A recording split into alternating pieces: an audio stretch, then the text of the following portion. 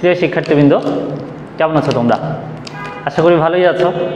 যেহেতু এখন আর সেই দাবদাহটা আর নাই, পুরো বাংলাদেশে একটা শীত শীত পরিবেশ। এই পরিবেশে ঘুমানোটা সব থেকে বেশি উপযুক্ত। বাট তোমাদের যেহেতু এইচএসসি পরীক্ষার শিডিউল দিয়ে দিছে, সো এখানে আর কোনো বিশ্রামের কোনো সুযোগ নাই। তো আমার ধারণা ছিল বা আমি চেয়েছিলাম যে এই যে রক্তের যে চ্যাপ্টারটা রয়েছে এটা হচ্ছে শুধু অ্যাডমিশান কেন্দ্রিক নিব, কিন্তু তোমরা অনেকেই রিকোয়েস্ট করেছো স্যার একই সাথে অ্যাডমিশান প্লাস যদি একাডেমিকের মতো করে যদি নিতেন তাহলে আমাদের এইচএসসির জন্য ভালো হতো। তো আমার পক্ষে যতটুকু সম্ভব অ্যাডমিশান প্লাস একাডেমিক একসাথে নেওয়া, তো আমি সেটা নিব। আর একটা ব্যাপার সেটা হচ্ছে তাহলে ক্লাস 3টা লাগবে, তার প্রথম ক্লাসটা আজকে নিব। আজকে জাস্ট ইনফরমেটিভ কিছু তথ্য যেগুলো আছে, যেগুলো না জানলেই নয়, বেসিক তথ্যগুলো, এই তথ্যগুলো জানবো এবং এখান থেকে মেডিকেলে মিনিমাম একটা কোশ্চেন তুমি পাবা, ঠিক আছে? আর তোমাদের রক্তের প্রিপারেশনটা কেমন সেটা জানার জন্য আমি 2টা কোশ্চেন দিয়েছি, তোমরা কোশ্চেন 2টার অ্যান্সার করবা এবং তোমরা কোশ্চেনের অ্যান্সার হয়ে গেলে তোমাদের এই যে ক্লাসটা হচ্ছে এই ক্লাসের লিঙ্ক তোমাদের বন্ধুদের সাথে শেয়ার করবে। আর কমেন্ট সেকশানে তোমাদের বন্ধুদেরকে অবশ্যই এবং অবশ্যই এটা মেনশন করবে। তাহলে আমি এখন দেখি কার কার প্রিপারেশান, রক্তের প্রিপারেশান ভালো। যে 2টা কোশ্চেন আমি দিয়েছি এই 2টা কোশ্চেন যদি তোমরা কেউ যদি ভালো করে পারো, তার মানে রক্তের বেসিক তাদের নিয়ে মানে তাদের মোটামুটি বেসিক স্ট্রং, আমি এটা ভেবে নিব। দেখা যাক কে কে পারো।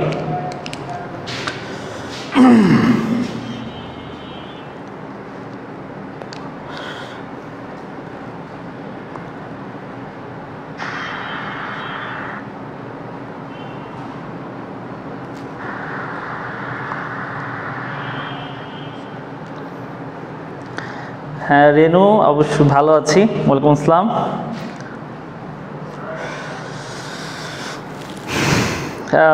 নাজিয়া, নাফিয়া আর রেনু, তোমাদের একটা অ্যান্সারও হয় নাই।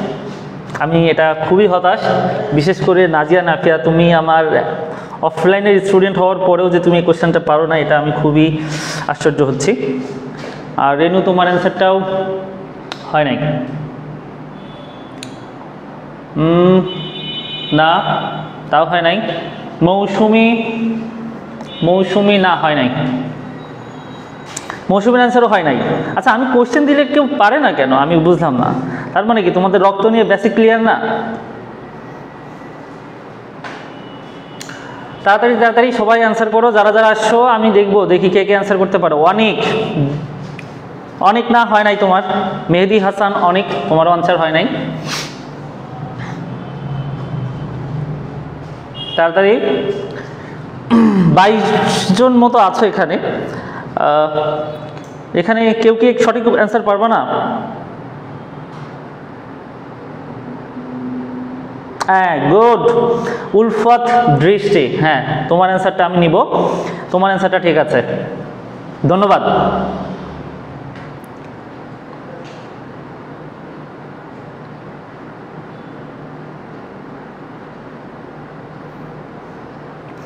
ঠিক আছে, আরও যারা যারা অ্যান্সার করতে চাও তারা অ্যান্সার করো তাড়াতাড়ি, আমি অ্যান্সার চাচ্ছি।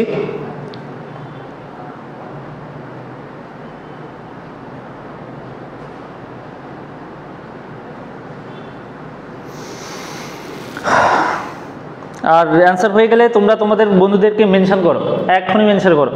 আর আমাদের ক্লাস যদি তোমাদের ভালো লেগে থাকে তোমরা অবশ্যই ক্লাসগুলো শেয়ার করবা, এটাই হচ্ছে আমাদের প্রাপ্তি।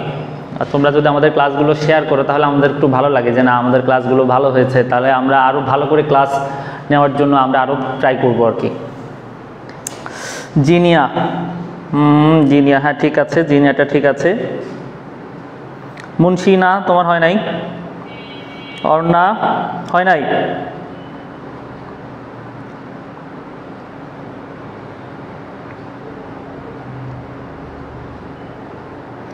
ওকে, তো মোটামুটি তোমরা সবাই চেষ্টা করেছো। তাহলে এই কোশ্চেনের অ্যান্সার কিভাবে অ্যান্সার আসবে বা কীভাবে দিতে হবে আমরা আজকে সেটা পড়ব, ঠিক আছে? বা কোনটা কি অ্যান্সার হবে। প্রথমে আমাদের সিকিউ আমরা যদি পড়তে যাই তাহলে আমাদের যে কোশ্চেনটা প্রায় আসে, জ্ঞানমূলকে যে কোশ্চেনটা আসে, সেই কোশ্চেনটা হচ্ছে যে ক নাম্বারে এরকম থাকে, উদ্দীপকটা এরকম দেওয়া থাকে যে এরকম যে রফিক গ্রীষ্মের সন্ধ্যাবেলায় মনে করো আমরা খেতে চাইলো, আমরা খেতে খেতে সে আমরা যখন ছুরি দিয়ে কাটতে শুরু করলো তখন তার হঠাৎ করে কি হলো, ছুরি দিয়ে তার আঙুলে জাস্ট একটু টান লাগলো, তারপরে কি হলো, তার হাত দিয়ে লাল লাল ধরনের বা লাল রঙের তোমার কি বের হলো, এক ধরনের তরল পদার্থ বের হলো।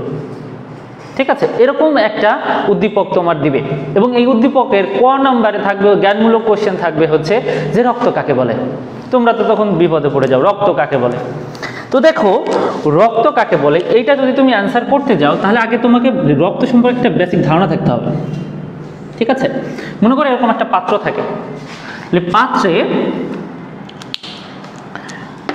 এরকম কিছু একটা তরল পদার্থ থাকবে, তরল পদার্থ।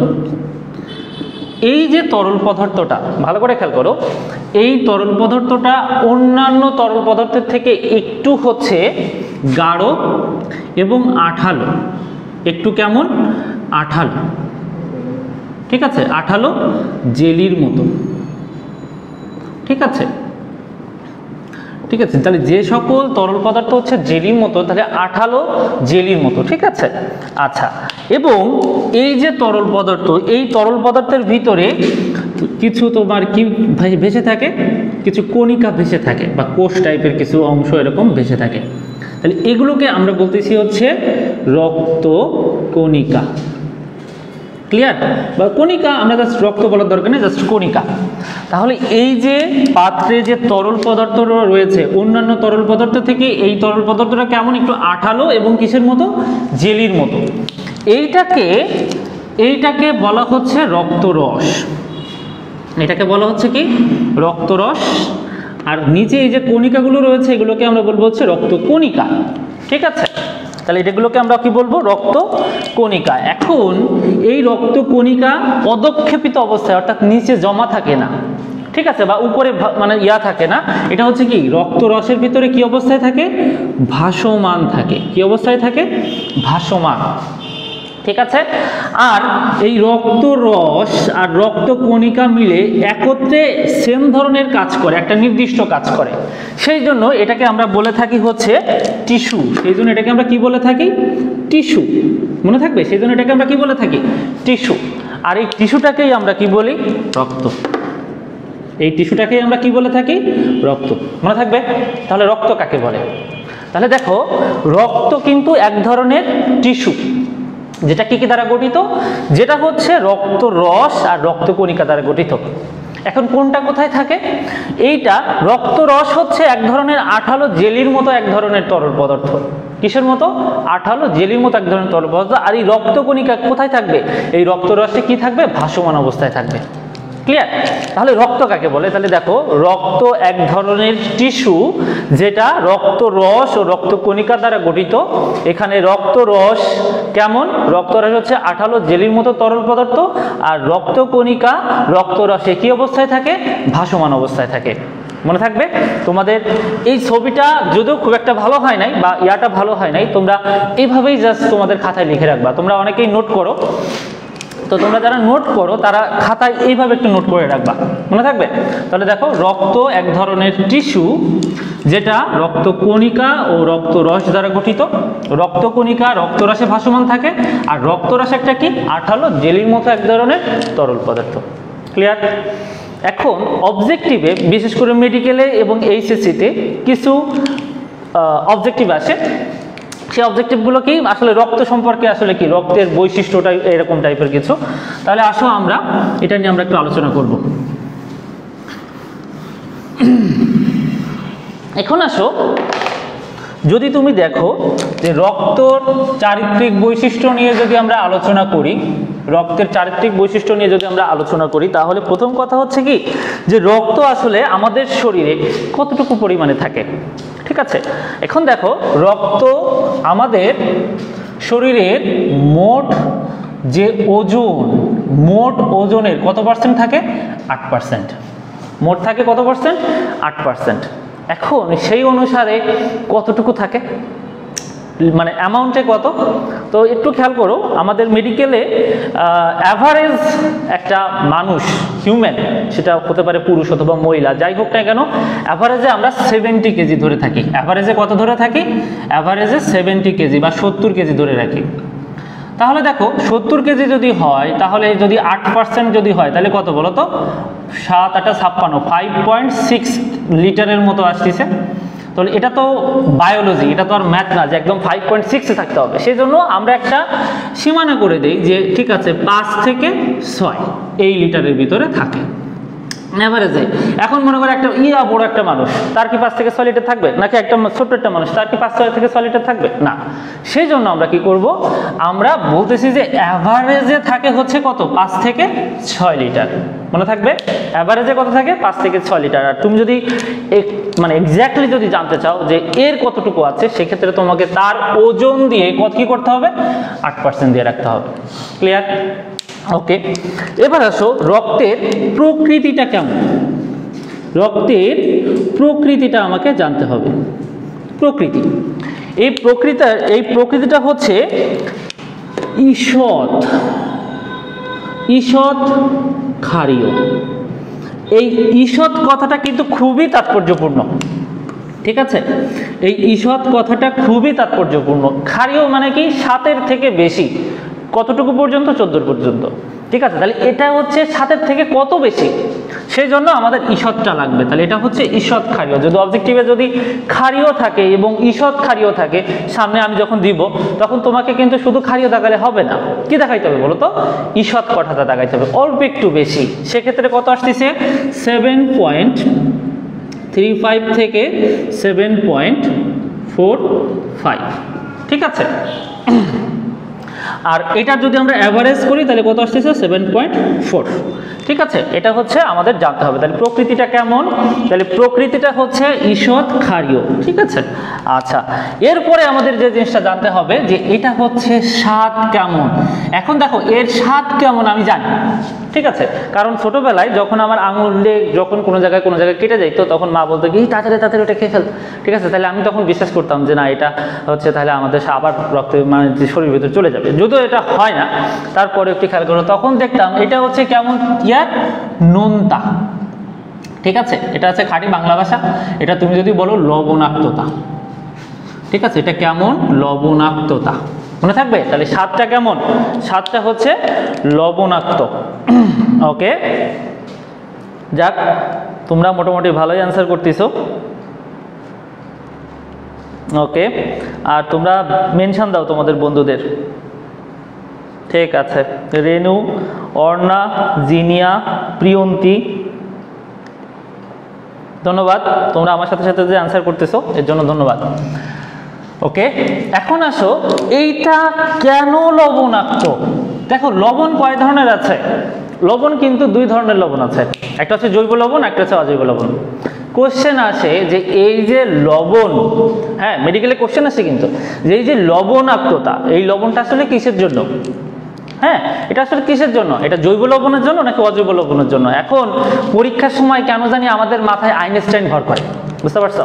ঠিক আছে, তখন আমরা ভাবি তাহলে মানে আমাদের দেহ যেহেতু, তার মানে অবশ্যই একটা জৈব ভাব আছে, ঠিক আছে? সবই তো জৈব ব্যাপার, তাহলে অবশ্যই এই লোনটা ভাবতে হবে কেন? জৈব লবণের জন্য। এবং তোমরা তখন দাগায় যাবা কি বলো তো? জৈব লবণ। কিন্তু অ্যান্সার কি? অ্যান্সার হচ্ছে অজৈব লবণের জন্য, ঠিক আছে? অজৈব লবণ, মনে থাকে জানো?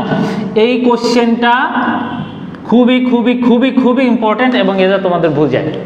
ক্লিয়ার? তাহলে আমাদের রক্তের স্বাদটা কেমন? লবণাক্ত। কেন? তার কারণ হচ্ছে যে অজৈব লবণের জন্য। ওকে, এবার আসো এর তাপমাত্রা। এই তাপমাত্রা হচ্ছে আরো একটা তোমার ফাঁদ, তোমাকে ভুল করানোর জন্য ফাঁদ এখানে, ঠিক আছে? সেটা হচ্ছে যে স্যার এখানে কিন্তু কত দিয়ে রাখবে বলো তো? 36 থেকে 38, এইখানে একটা ব্যাপার আছে, ঠিক আছে? একটা হচ্ছে সেলসিয়াস, আর যদি তুমি এটাকে ফারেনহাইট করো, ফারেনহাইটে আসবে হচ্ছে 98.4 ডিগ্রি ফারেনহাইট। 98 কত 4 ডিগ্রি ফারেনহাইট। এখন অবজেক্টিভ দাগানোর সময় তোমাকে অবশ্যই এবং অবশ্যই যে খেয়াল রাখতে হবে, ঠিক আছে, যে এটা ভুল যাবে, পাশে লিখে রাখো এরকম ভুল যাবে, তাহলে যখন এরকম দেখবা তখন তোমার অবজেক্টিভটা আসলে এটা মনে থাকবে যে খাতায় আমার লেখা ছিল ভুল যাবে, ঠিক আছে। স্যাররা খুবই জানে যে আসলে তোমরা কোথায় ভুল করো, তা আলটিমেটলি এরকম দিবে যে 36 রক্তের তাপমাত্রা কত, ঠিক আছে, তখন এরকম ক নম্বরে অপশনে থাকবে হচ্ছে 36 থেকে 38 ডিগ্রি ফারেনহাইট। তুমি সুন্দর করে 36 থেকে 38 ডিগ্রি ফারেনহাইট দাগাই দিয়ে আসবা, কিন্তু ঘ নম্বরে দেখবা যে রয়েছে হচ্ছে 36 থেকে 38 ডিগ্রি সেলসিয়াস। বুঝতে পারছো? তোমাদের একটা কাজ থাকবে যে এটা হচ্ছে কেলভিনে কত, এটা আমাকে একটু বের করে দিবা, ঠিক আছে। এটা আসলে কেলভিনে কত, বাবা ফোন কত কি বলতেছে,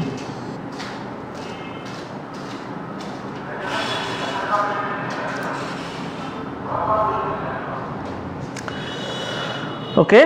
এবার আসো এটার আপেক্ষিক গুরুত্ব। এটার আপেক্ষিক গুরুত্ব কত? এটার আপেক্ষিক গুরুত্ব হচ্ছে 1.065, ঠিক আছে। এটা খুবই ইম্পর্টেন্ট। এটা হচ্ছে রক্তের মোটামুটি আমরা যদি বৈশিষ্ট্য যদি বলতে চাই যে রক্ত আসলে কেমন কি হ্যান ত্যান সাত পাঁচ, এখান থেকে কোশ্চেন খুবই আসে। তোমাদের যদি কপাল ভালো থাকে এখান থেকে একটা মেডিকেলে কোশ্চেন পাবা, ঠিক আছে। তাহলে আমি এখন মুছে দিব, মুছে দিয়ে আমি একটা কোশ্চেন তোমাদের কাছে জিজ্ঞাসা করব, তোমরা এই কোশ্চেনের অ্যান্সারটা দিবা, ঠিক আছে। তাহলে মুছে ফেললাম।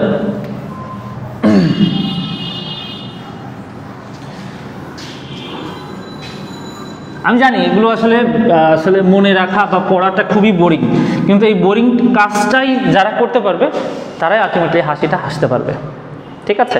কারণ মেডিকেলটা আসলে তো সবার জন্য না, মেডিকেলটা সবার জন্য না। তোমার হাতে একটা মানুষের জীবন থাকবে, তুমি একটা মানুষের বলতে পারো যে জীবন নিয়ে সিনেমিনি খেলবা, ঠিক আছে। তা তোমাকে সেইভাবে তৈরি করে নেবে না তারা, তা তুমি আসলে তার একটা মানুষের জীবন নিয়ে সিনেমিনি তুমি প্রেম করতে পারো আর না পারো, ঠিক আছে। ডাক্তার হইলে অন্য মানুষের জীবন নিয়ে সিনেমিনি খেলতে পারবা, ঠিক আছে, এইটা নিয়ে কোনো সমস্যা নেই।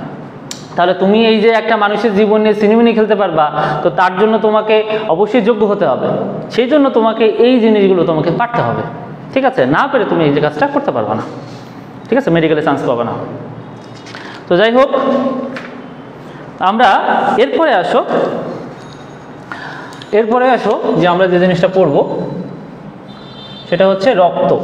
রক্তকে আমরা যদি ভাগ করি তাহলে কিভাবে পাবো বা কি পাবো, ঠিক আছে। তোমরা যখন মেডিকেলে ফার্স্ট ইয়ারে যখন তোমরা ভর্তি হবা, তখন প্রথম কি দ্বিতীয় প্র্যাকটিক্যালে এটা থাকবে যে এরকম একটা মেশিন থাকবে, ঠিক আছে। মেশিনটার নাম হচ্ছে সেন্ট্রিফিউজ মেশিন। সেন্ট্রিফিউজ মেশিন, এই মেশিনটা তুমি ঘুরান্টি মেশিনও বলতে পারো। এর কাজ আছে শুধু এরকম ঘুরে, এরকম করে শুধু ঘুরবে।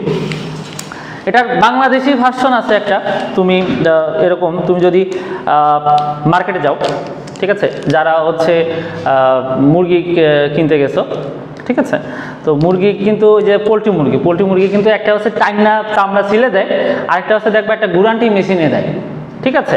তো ঠিক ওই মেশিনটাই হচ্ছে তোমার মানে একটু তোমার হচ্ছে যদি একটু দামি মেশিন আর কি, সেটা হচ্ছে সেন্ট্রিফিউজ মেশিন। তো এত দাম কেন? কারণ এইটা প্রতি মিনিটে কত মিনিট? প্রতি মিনিটে কতবার ঘুরে? 3000 বার ঘুরে। কতবার ঘুরে? 3000 বার ঘুরে, ঠিক আছে। তাহলে এটা মেশিনের ভিতরে এরকম মেশিনটা কি করে? এরকম করে ঘুরে। এই ঘুরান্টি মেশিনটারে আমরা কি বলতেছি? Centrifuge machine. কতবার ঘুরে? প্রতি মিনিটে 3000 বার, ঠিক আছে। এখন এইটা আমরা কত মিনিট ধরে ঘোরাবো এখন একটু খেয়াল করো সবাই। আরেকটা এরকম আমরা টেস্ট টিউব নেই, এরকম একটা নল তোমরা মোটামুটি সবাই দেখছো না? এরকম একটা নল, এই তোমরা কম বেশি সবাই প্র্যাকটিক্যাল করছো এসএসসিতে, আমি এটা ধরে নিব। তাহলে এরকম দাগাঙ্কিত থাকে, এটা 10, 20, 30, 40, 50, 60, 70, 80, 90, 100 এরকম দাগাঙ্কিত থাকে। এখন একজনের কাছ থেকে মনে করো যে একটু হিরো টাইপের মাসোম্যান ওর ভিতরে থাকে, তোমরা যখন মেডিকেলে ভর্তি হবা তার কাছ থেকে এরকম 100 ml এরকম একটা রক্ত নেওয়া হবে। এরকম রক্ত নিলাম, ঠিক আছে। এরকম রক্ত নিয়ে আমরা কি করি, সেই মেশিনের ভিতরে রেখে দিই, দিয়ে সুইচটা অন করে দিব। অন করে দিলে ওর মতো ঘুরতে থাকবে, ঠিক আছে। এইরকম কত মিনিট ধরে ঘুরবে? 30 মিনিট। যদিও আমার এখনও মনে আছে আমাদের প্রায় 45 মিনিটের উপরে তোমার এরকম রাখছিল, তবে তোমাদের বইতে দেওয়া আছে হচ্ছে 30 মিনিট। তাহলে 30 মিনিট ধরে এরকম করে শুধু ঘুরতে থাকবে, ঘুরতে থাকবে, ঘুরতে থাকবে। তারপরে আমরা আবার সুইচটা অফ করে দেব। অফ করে দিলে এই টেস্ট টিউবটা আমরা আবার নিয়ে আসব। নিয়ে এসে যখন দেখব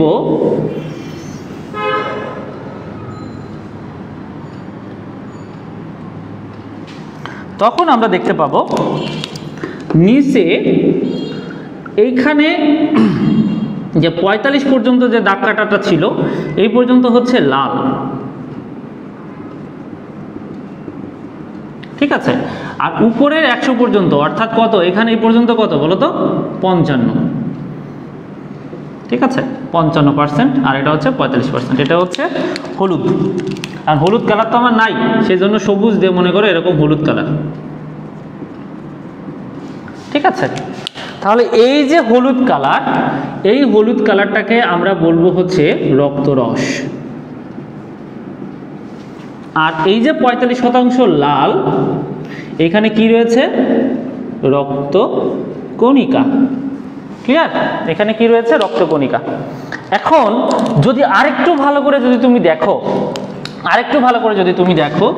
তাহলে দেখবা যে এইখানে 44% হচ্ছে লাল, আর 1% ঠিক আছে, 1% হচ্ছে সাদা টাইপের রয়েছে, ঠিক আছে। এই যে সাদা, এইখানে এটাকে আমরা বলবো হচ্ছে, এইখানে থাকবে হচ্ছে শ্বেত রক্তকণিকা আর অনুচক্রিকা। যদিও এই ব্যাপারে আমরা জানি না, তারপরে একটু লিখে রাখলাম অনুচক্রিকা। আর এইখানে যে লাল, এখানে রয়েছে হচ্ছে কি আরবিসি বা লোহিত রক্তকণিকা। এখন আমি একটা কোশ্চেন করেছিলাম যে আমাদের রক্ত লাল হয় কেন? তাহলে যদি রক্তের কথা বলে তাহলে অ্যান্সার হবে কি বলতো? লোহিত রক্তকণিকার কারণে। আর যদি কোশ্চেন করে যে লোহিত রক্তকণিকা লাল কেন, তাহলে আমি ঠিক আছে অবশ্যই হিম, ওকে নো প্রবলেম। বাট যদি বলে রক্ত কেন লাল, তাহলে কি অ্যান্সার কি আসবে? রক্ত কেন লাল? লোহিত রক্তকণিকা। আর যদি বলে যে লোহিত রক্তকণিকা লাল কেন ভাই, তখন আমাদের অ্যান্সার কি হবে বলতো? হিম। মনে থাকবে ব্যাপারটা? ওকে, তাহলে এটা খেয়াল করো সবাই। তাহলে 100 যদি এরকম টেস্ট টিউবে থাকে, তাহলে 44% যেটা নিচে থাকবে সেটা হচ্ছে লোহিত রক্তকণিকা, উপরে যে 1% সেটা হচ্ছে শ্বেত রক্তকণিকার অনুচক্রিকা থাকবে, তার উপরে 55% কি থাকবে? রক্তরস। ক্লিয়ার? ওকে।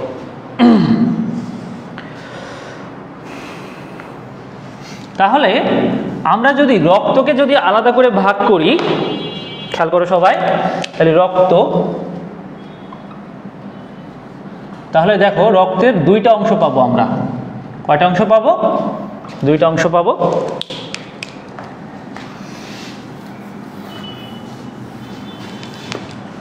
দুইটা অংশ পাবো এখানে।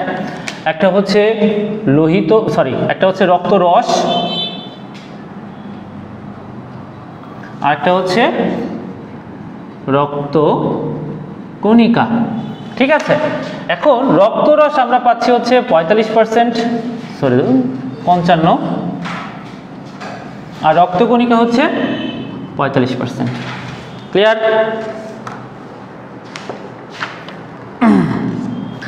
এখন এই যে রক্তরস, এই রক্তরসের এইখানে আমরা যদি আরেকটু যদি ভাগ করি, তাহলে দুইটা অংশ পাবো। একটা হচ্ছে পানি, আরেকটা হচ্ছে কঠিন পদার্থ, ঠিক আছে। এই যে পানি, এটা একবার মেডিকেলে আসছে যে রক্তরসে পানির পরিমাণ কত, এটা কিন্তু একবার মেডিকেলে আসছে। কেন মেডিকেলে আসছে? কারণ আমরা সচরাচর বলে থাকি পার্সেন্টেজ মুখস্থ করার দরকার নাই, ঠিক আছে। তবে এইটা একবার আসছে যে রক্তরসে পানির পরিমাণ কত পার্সেন্ট, এটা হচ্ছে 90 থেকে 92%। তাহলে বাকি 8 থেকে 10% কি বলো তো? কঠিন পদার্থ। এখন এই যে কঠিন পদার্থ এইটা আবার দুই রকমের রয়েছে, ঠিক আছে? একটা হচ্ছে জৈব অংশ, আরেকটা হচ্ছে কি বলো তো? অজৈব অংশ। তাহলে একটা কি জৈব অংশ, আরেকটা হচ্ছে অজৈব অংশ। এখন আসো এই অজৈব অংশ, এই অজৈব অংশ হচ্ছে সকল আয়ন, তোমার মোটামুটি যত সকলের আয়ন আছে সব আয়ন দিয়ে দিবা। কি কি? সোডিয়াম, পটাশিয়াম, ম্যাগনেসিয়াম, তারপর হচ্ছে ক্লোরাইড, তারপর হচ্ছে তোমার বাইকার্বনেট, এরকম। তাই বলে জানো আবার মনে করো ক্যাডমিয়াম, হ্যাঁ মানে ধাতু, ওইগুলো দিয়ে জানো আবার গোল্ড, ঠিক আছে? তারপর হচ্ছে সিলভার, এগুলো যেন দিও না আবার, ঠিক আছে? বা লেড, এরকম যেন দিও না। মোটামুটি যেগুলো তোমার ভালো, ঠিক আছে? একবার একটু রিং দিয়ে নিও, তাহলে মোটামুটি তোমরা পাবা যে সোডিয়াম, ক্লোরাইড, পটাশিয়াম, ম্যাগনেসিয়াম, ঠিক আছে? তোমরা ম্যাক্সিমাম তামা পর্যন্ত দিতে পারো, ঠিক আছে? ওকে, এবার আসো জৈব অংশ। এইটা very very very very important, ঠিক আছে? এটা যে কতবার মেডিকেলে আসছে এবং কতভাবে মেডিকেলে আসছে তার কোনো ইয়ত্তা নাই। তুমি কোনো কিছু পড়ো আর না পড়ো, মনে করো এই টোটাল অধ্যায় পড়ার দরকার নাই তোমার, মনে করো টাইম নাই, কিন্তু তোমার এই জৈব অংশে কি কি আছে এটা তোমাকে জেনে যেতে হবে মেডিকেল পরীক্ষায়, ঠিক আছে? এখন এই জৈব অংশকে আমরা 3টা ভাগে ভাগ করতে পারি। কয়টা ভাগে ভাগ করতে পারি? 3টা ভাগে ভাগ করতে পারি। কি কি? একটা হচ্ছে রক্ত আমিষ, ঠিক আছে? তারপরে আসো নাইট্রোজেন জাতীয় বর্জ্য পদার্থ, এবং শেষে হচ্ছে কি অন্যান্য। এর প্রত্যেকটাই মেডিকেলে আসছে, এটা আসছে, এটা আসছে, এটা আসছে, 3টাই মেডিকেলে আসছে এখান থেকে। তো আমরা বিভিন্নভাবে এটা মনে রাখতে পারি, তবে আমি যেভাবে মনে রাখছি এটা মনে রাখবো হচ্ছে GPA 5 দিয়ে। রক্ত আমিষটা মনে রাখবো কি দিয়ে বলো তো? GPA 5, অর্থাৎ I am GPA 5 দিয়ে মনে রাখবো। খেয়াল করো সবাই, এই রক্ত আমিষটা কিভাবে মনে রাখবো একটু খেয়াল করো। তাহলে রক্ত আমিষ, রক্ত আমিষটা মনে রাখবো GPA 5 দিয়ে। এখানে G for globulin, P for prothrombin, A for albumin, 5 for fibrinogen, ঠিক আছে? তাহলে রক্ত আমিষ কি দিয়ে মনে রাখবো আমরা? GPA 5। G for globulin, P for prothrombin, A for albumin, আর 5 ফর ফাইব্রিনোজেন। ওকে, নাইট্রোজেন জাতীয় বর্জ্য পদার্থ এটা আমরা কি দিয়ে মনে রাখবো? এটা আমরা মনে রাখবো হচ্ছে হাইজ্যাক দিয়ে, ঠিক আছে? এটা আমরা মনে রাখবো হচ্ছে হাইজ্যাক দিয়ে, ঠিক আছে? তাহলে দেখো নাইট্রোজেন জাতীয় বর্জ্য, নাইট্রোজেন জাতীয় বর্জ্য পদার্থ আমরা কি দিয়ে মনে রাখবো? হাইজ্যাক দিয়ে। প্রথমে আসতেছে কি হাতে হচ্ছে হাইপোজ্যান্থিন, আমরা কি দিয়ে মনে রাখবো? হাতে হচ্ছে হাইপোজ্যান্থিন। ইরস্যইতে হচ্ছে ইউরিয়া আর ইউরিক অ্যাসিড, ঠিক আছে? বর্গীয় জতে হচ্ছে জ্যান্থিন, ঠিক আছে? আর এই যে ওয়াই জফলা আকার মানে অন্তর্জ মানে এটা কি বলে জফলায় আকার, ঠিক আছে? এটাকে হচ্ছে অ্যামোনিয়া, অ্যামোনিয়া। আর কতে হচ্ছে ক্রিয়েটিনিন, ঠিক আছে? তুমি যেভাবে পারো মনে রাখতে পারো, বাট মনে তোমাকে রাখতেই হবে। মেডিকেলে যদি তুমি যেতে চাও এই 3টা জিনিস মনে রাখতে হবে। আর অন্যান্যতে অনেক কিছুই আছে, বাট তুমি এখান থেকে জাস্ট 2টা মনে রাখো, এর বাইরে এখন পর্যন্ত আসে নাই আর ভবিষ্যতে আসার সম্ভাবনাও নাই। জাস্ট এখানে শুধু মনে রাখবো হচ্ছে এটা হচ্ছে হরমোন,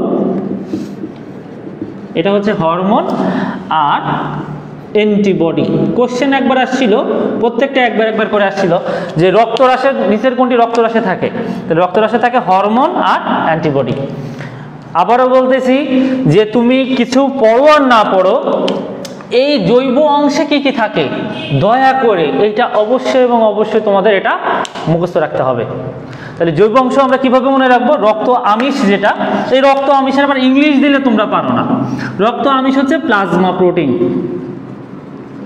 প্লাজমা প্রোটিন, ঠিক আছে। রক্ত আমিষের ইংরেজি হচ্ছে প্লাজমা প্রোটিন। তাহলে রক্ত আমিষ কিভাবে মনে রাখবো, GPA5 দিয়ে। নাইট্রোজেন জাতীয় বর্জ্য পদার্থ মনে রাখবো হচ্ছে হাইজ্যাক দিয়ে। আর অন্যান্য হচ্ছে জাস্ট মনে রাখবো হরমোন আর অ্যান্টিবডি। ক্লিয়ার? কারো কোনো কোশ্চেন? যদি কারো কোনো কোশ্চেন থাকে আমাকে মানে বলতে পারো।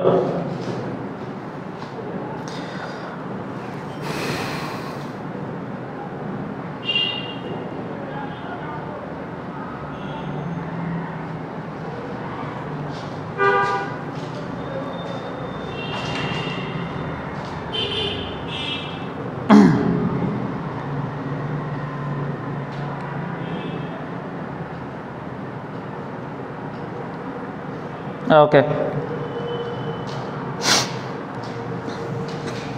তাহলে যদি ক্লিয়ার থাকে তাহলে আমি একটা কোশ্চেন আমি এখানে দিয়ে রাখি, দেখি কে কে অ্যান্সার করতে পারো।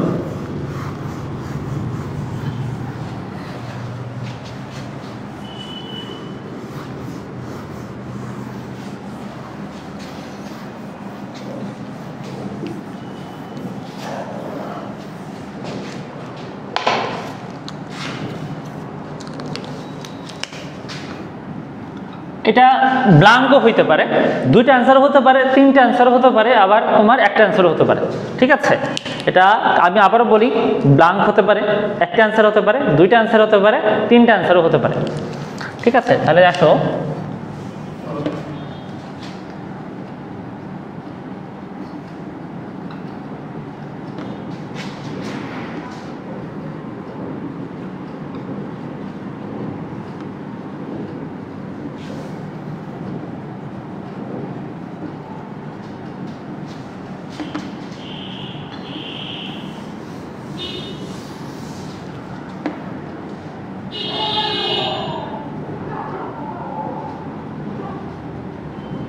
নিচের কোনটি নাইট্রোজেন জাতীয় বর্জ্য পদার্থ নয়? ক্রিয়েটিনিন, খতে হচ্ছে জ্যানথিন, গতে হচ্ছে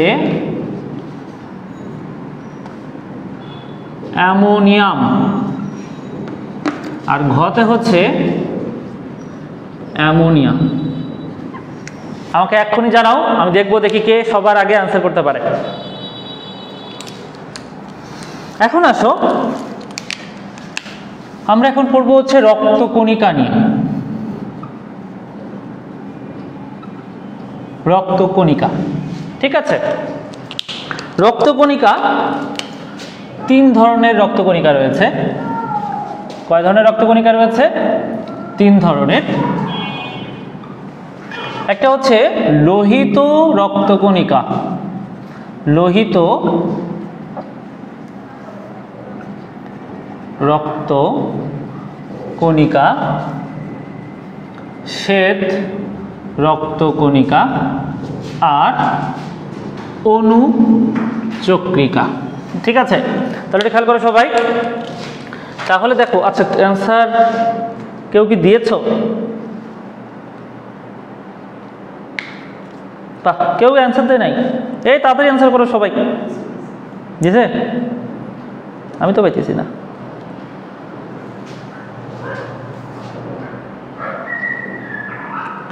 সি, হ্যাঁ, জিনিয়া, অনিক খন্দকার, প্রিয়ন্তী পাল, সুমি কবির, হ্যাঁ সবার অ্যান্সারই হয়েছে। যাই হোক, মোটামুটি সবাই পড়ছো, ভালো করেই পড়ছো, গুড। মৌসুমি, ওকে, মৌসুমির অ্যান্সারও ঠিক আছে, ধন্যবাদ। আর কেউ? ওকে,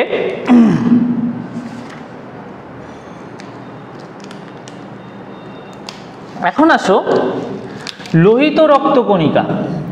লোহিত মানে কি বলতো? লাল। লোহিত মানে কি? লাল। আর লালের ল্যাটিন শব্দ হচ্ছে, লালের গ্রিক শব্দ হচ্ছে এরিথ্রোস, এরিথ্রোস, ঠিক আছে। আর রক্তকণিকা এটা হচ্ছে কাইটোস থেকে আসছে, বাট তুমি মনে রাখো তাহলে সাইট বা কোষ। তাহলে দেখো এরিথ্রোস লোহিত আর কোষ ইংরেজি কি সাইট, সেই জন্য এটাকে আমরা কি বলতেছি এরিথ্রোসাইট। এবার আসো শ্বেত রক্তকণিকা। শ্বেত কথাটা আসলে শ্বেত এটা হচ্ছে আমরা বলি হচ্ছে বর্ণহীন, তাহলে যা বর্ণহীন সেটাই তো আমরা সাদা বলি নাকি, ঠিক আছে, যা বর্ণহীন সেটাই আমরা সাদা বলি। তাহলে বর্ণহীনের গ্রিক হচ্ছে লিউকো, বর্ণহীনের গ্রিক হচ্ছে কি লিউকো। তাহলে এই যে তাহলে শ্বেত রক্তকণিকা তাহলে ইয়া কি বলো তো লিউকোসাইট। অনুচক্রিকা, এই অনুচক্রিকাটা একটা প্লাক ফর্মেশন করে, এটাকে আমরা থ্রোম্বাস বলি, থ্রোম্বাস তৈরি করে বলি, এটাকে আমরা বলি হচ্ছে থ্রোম্বোসাইট। এটা জাস্ট আমরা পরে জানবো, জাস্ট একটু মনে রাখো। তাহলে দেখো রক্তকণিকা কয় ধরনের রয়েছে, 3 ধরনের, একটা হচ্ছে এরিথ্রোসাইট, লিউকোসাইট আর থ্রোম্বোসাইট, এই 3টা। ঠিক আছে, আমাদের আস্তে আস্তে সবগুলো ভালো করে পড়তে হবে, জাস্ট আমাদের একটু মনে মাথায় রাখতে হবে যে লোহিত রক্তকণিকার আরেকটা নাম হচ্ছে এরিথ্রোসাইট, শ্বেত রক্তকণিকার আরেকটা নাম হচ্ছে লিউকোসাইট, অনুচক্রিকার আরেকটা নাম হচ্ছে থ্রোম্বোসাইট, মনে থাকবে। তাহলে দেখো এই লোহিত রক্তকণিকা আরবিসি, ডাব্লিউবিসি এগুলো মনে রেখে কোনো লাভ নাই, ঠিক আছে, এটা হচ্ছে প্লাটিলেট, হ্যাঁ, এগুলো মনে রেখে কোনো লাভ নাই, ঠিক আছে, কারণ এগুলো তোমার এখন আর কাজে লাগবে না। তোমার মেইনলি কাজে লাগবে কোনটা বলো তো, এরিথ্রোসাইট, লিউকোসাইট আর থ্রোম্বোসাইট, এগুলোই তোমার কাজে লাগবে, মনে থাকে জানো। এখন আমরা এক একটা করে পড়বো, ঠিক আছে। এখন আসো আমরা লোহিত রক্তকণিকা নিয়ে একটু পড়াশোনা করব।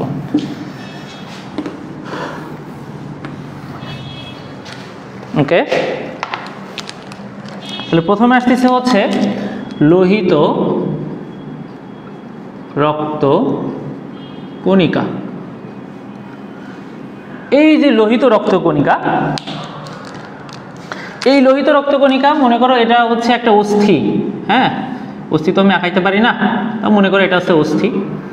অস্থিতে আচ্ছা অস্থি তোমরা মোটামুটি মুরগি বা খাসি তোমরা খাইছো, খাওয়ার পরে যে যে হাড়টা চাবানোর পরে করে টান দাও না, তাহলে ওই যে অংশটা তোমার এই যে মুখে চলে যায়, হ্যাঁ, এই যে তোমার সবাই তো মাল্টিমিডিয়া নিয়ে ক্লাস করে, আমাদের যেহেতু এখন পর্যন্ত মাল্টিমিডিয়া তৈরি হয় নাই, তাহলে বোঝানো যাইতো, ঠিক আছে, লাল লাল মতো যে অংশটা যেটা তুমি এরকম করে জোরে চাপ মানে টান দাও, ঠিক আছে, ওইটা হচ্ছে আমরা বলি হচ্ছে মজ্জা, ঠিক আছে। এই মজ্জাতে এক ধরনের কোষ থাকে, এই কোষটাকে আমরা বলি হচ্ছে স্টেম কোষ। কি কোষ? স্টেম কোষ। এই স্টেম কোষটা পরিবর্তিত হয়ে এরকম একটা কোষ তৈরি করে, ঠিক আছে, এরকম একটা কোষ তৈরি করে, এর আবার নিউক্লিয়াস থাকে, এটা হচ্ছে কোষ আর এটা হচ্ছে নিউক্লিয়াস, ঠিক আছে। এখন এই কোষটা অপরিণত কোষ, অপরিণত কোষ, ঠিক আছে। আর আমরা জানি অপরিণত কোষকে আমরা সবসময় কি বলি বলতো, ব্লাস্ট বলি, ব্লাস্ট কোষ, মনে থাকে জানো। তাহলে যে কোনো কিছুর অপরিণত কোষকে আমরা কি কোষ বলবো, ব্লাস্ট কোষ। এখন আসো, তাহলে এইটা হচ্ছে পরবর্তীতে কি হয়, পরবর্তীতে এইখান থেকে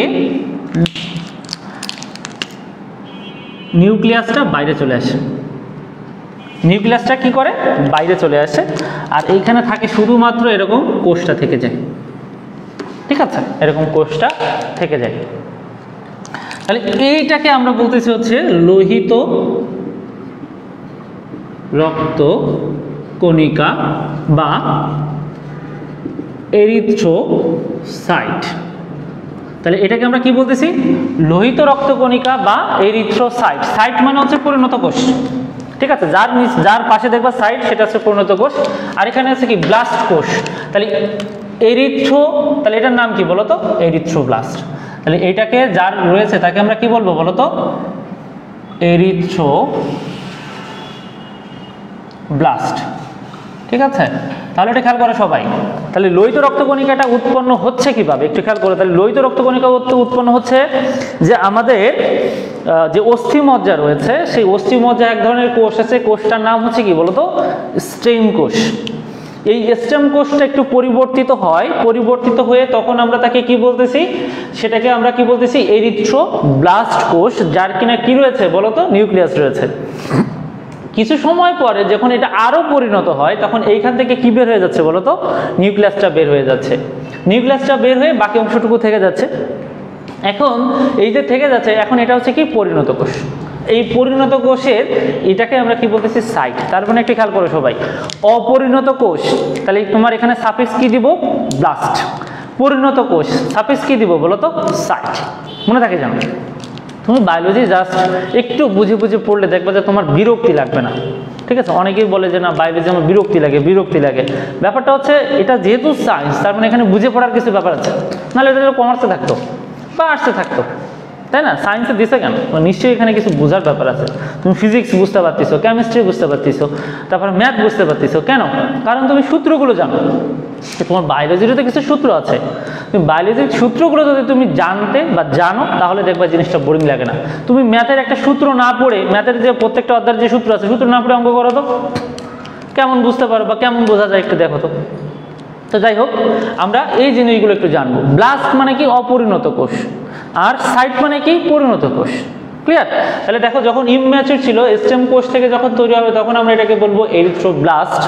ঠিক আছে, আর যখন ম্যাচিউর হবে তখন আমরা এরিথ্রোসাইট বলবো। এখন আসো, কে কেমন বুঝে পড়ছো এখানে আমাকে একটু বলো তো, যে এই যে নিউক্লিয়াস না থাকায় সুবিধাটা কি হয়েছে লোহিত রক্তকণিকার? কেন নিউক্লিয়াস নাই এখানে আমাকে একটু জানাবা। যদি তোমরা কেউ যদি পারো তাহলে অবশ্যই আমাকে জানাবা, আমি দেখি কোনো পুরস্কারের ব্যবস্থা করতে পারি কিনা। এইখানে আসলে লোহিত রক্তকণিকায় নিউক্লিয়াস না থাকায় সুবিধাটা আসলে কি হয়েছে এটা আমাকে একটু জানাবা।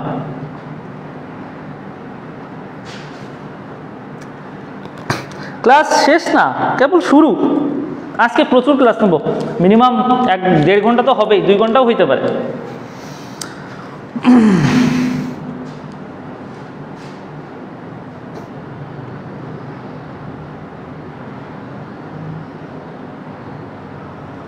আমাকে একটু কেউ বলো যে বারবার বিভাজিত না, এতে সাইটোপ্লাজম বেশি থাকবে, তো বেশি পরিমাণ সাইটোপ্লাজম থাকলে আমার সুবিধাটা কি বলো? বেশি পরিমাণে সাইটোপ্লাজম থাকলে সুবিধাটা কি? আচ্ছা, তোমরা যদি এটা পরবর্তীতে ইয়া করে আমাকে জানাবা, তাহলে এটা তোমাদের ওয়েট করতে গেলে অনেক টাইম লেগে যাবে। বাট অবশ্যই এবং অবশ্যই তোমরা আমাকে জানাবা যে নিউক্লিয়াসটা না থাকলে আসলে লোহিত রক্তকণিকার জন্য সুবিধাটা কি হচ্ছে, তো অবশ্যই জানাবা। ক্লিয়ার? ওকে, এবার আসো তাহলে এটা তৈরি কিভাবে হলো আমরা সেটা তো করলাম। এখন কোথা থেকে তৈরি হচ্ছে, মানে কোন জায়গা থেকে তৈরি হচ্ছে, উৎপত্তিটা কোথায় হচ্ছে, উৎপত্তি স্থলটা পড়ে ফেলি। উৎপত্তি স্থল দেখো, এই যে আমি তো তোমাদের বলছি যে এটা হচ্ছে অস্থিমজ্জার স্টেম কোষ থেকে তৈরি হয়, হ্যান ত্যান সাত পাঁচ অনেক কিছুই তো বললাম। এই অস্থিমজ্জা মানে কি? এই অস্থিমজ্জা মানে হচ্ছে তোমার আমাদের যে অস্থিগুলো রয়েছে সেই অস্থিগুলো থেকে তৈরি হচ্ছে, অর্থাৎ আমার যে তোমার স্টারনাম, হিপবোন, ঠিক আছে, বড় বড় ফিমার হিউমারাস এখান থেকে তৈরি হচ্ছে। ওকে, কিন্তু আমরা যখন মায়ের গর্ভে ছিলাম তখন কোথা থেকে তৈরি হয়েছে? এখন ভ্রূণ অবস্থায় তাহলে আমাদের 2 রকম আসতেছে, একটা হচ্ছে ভ্রূণ অবস্থা আর একটা হচ্ছে পরিণত অবস্থা। অর্থাৎ ভূমিষ্ঠ হওয়ার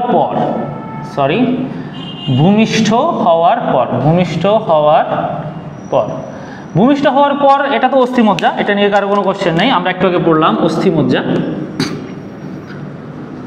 ওকে, বাট ভ্রূণ অবস্থায় আমরা কিভাবে হয়েছে, মানে সরি ভ্রূণ অবস্থায় আমরা লোহিত রক্তকণিকা কিভাবে তৈরি হয়েছে?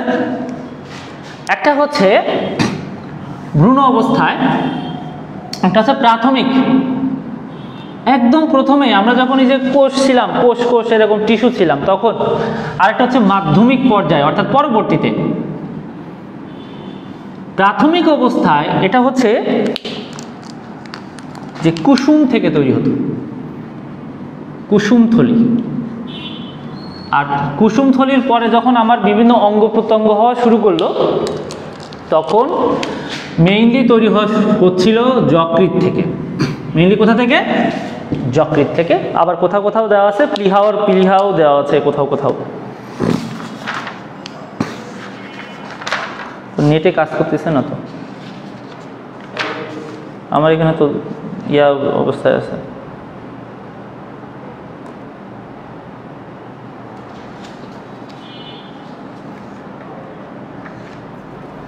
ঠিক আছে, তো কোথাও কোথাও প্লীহার কথাও বলা আছে, যকৃৎ আর এখানে প্লীহা, কোথাও কোথাও প্লীহার কথাও বলা আছে।